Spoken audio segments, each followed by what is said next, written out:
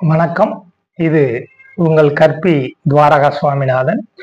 கற்பி அலைவரிசைக்காக இன்றைய சிறிய சிந்தனை. ஒரு வாட்ச் சாதாரணமா கையில கட்டுற ரெஸ்ட் வாட்சா இருக்கட்டும், இல்ல பெரிய மணிகுண்டு வாட்சா இருக்கட்டும், இந்த மாதிரி வாட்ச் பார்த்தீங்கன்னா அதுக்குள்ள சின்ன சின்ன கியர் பாக்ஸ் நிறைய இருக்கும்.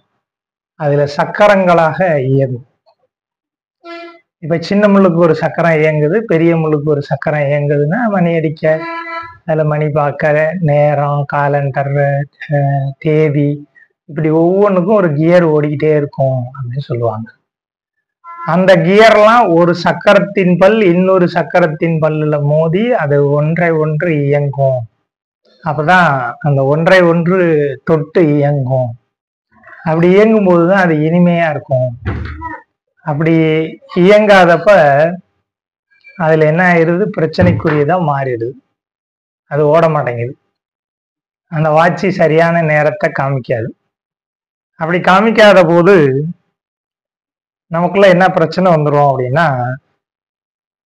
வாழ்க்கை சிக்கல்கள் அங்கதான் ஆரம்பிக்குது. இப்ப அதே போலத்தான் நாம ஒருத்தர் பின்னி பிணைந்து இருக்கிறோம் அப்படின்னு பெரிய மத கருத்துக்களும் பெரிய பெரிய தத்துவங்களும் சொல்லுது. ஒருத்தரை ஒருத்தர் சார்ந்துதான் வாழ முடியும். நமக்கு எல்லாமே இப்ப உணவு சங்கிலின்னு நம்ம சொல்றதுலயும் பார்த்துருக்கலாம். அப்ப நமக்கு நிறைய உதாரணங்கள் சொல்ல முடியும். நம்ம ஒருத்தரோட சார்பு இல்லாம வாழ்ந்துட முடியாது.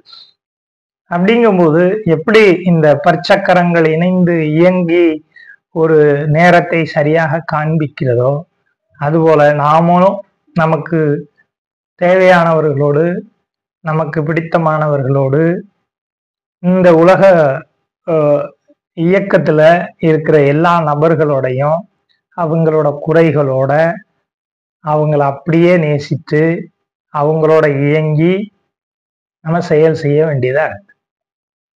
கொஞ்சம் கொஞ்சம் சில பற்சக்கரங்கள் உங்களை துன்பப்படுத்தும், குத்தி கிழிக்கும். நம்மளும் அதே ரண சிகிச்சையை திருப்பி செஞ்சிருவோம்.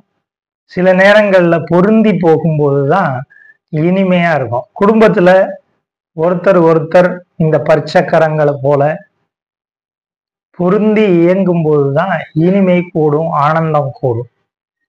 இது எல்லாத்துக்கும் மனம்தான் காரணம். மனம்தான் இந்த பொருந்துற சக்கரமா இருக்கு. மனம் மிக கூர்மையான சிக்கல்களை கொண்டு வர்ற அந்த மாதிரி பற்சக்கரமாக மாறிட்டுனா, பொருந்தாத சக்கரமாக மாறிட்டுனா பிரச்சனைக்குரியதா, சிக்கலுக்குரியதா, கவலைக்குரியதா மாறி போயிடுது.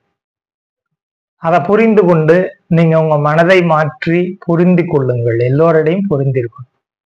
ஒரு சங்கிலி பிணைப்பு இப்படி இருக்குன்னா இன்னொரு சங்கிலியோட, அப்பதான் அது முழுமையான ஒரு கொக்கி இன்னொரு சங்கிலியோட இன்னொரு கொக்கிக்காக இணையணும்.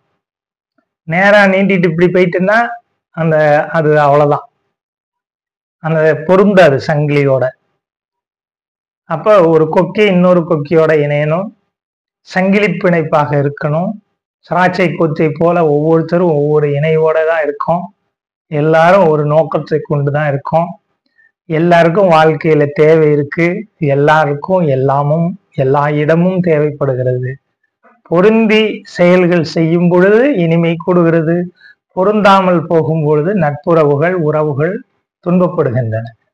மனம்தான் காரணம் துன்பப்படுறதுக்கு. அப்ப மனதை மாற்றிக்கொண்டு அந்த பொருந்துதலுக்கு, பொறுமைக்கு என்ன செய்யணும்னு பாருங்க. நன்றி.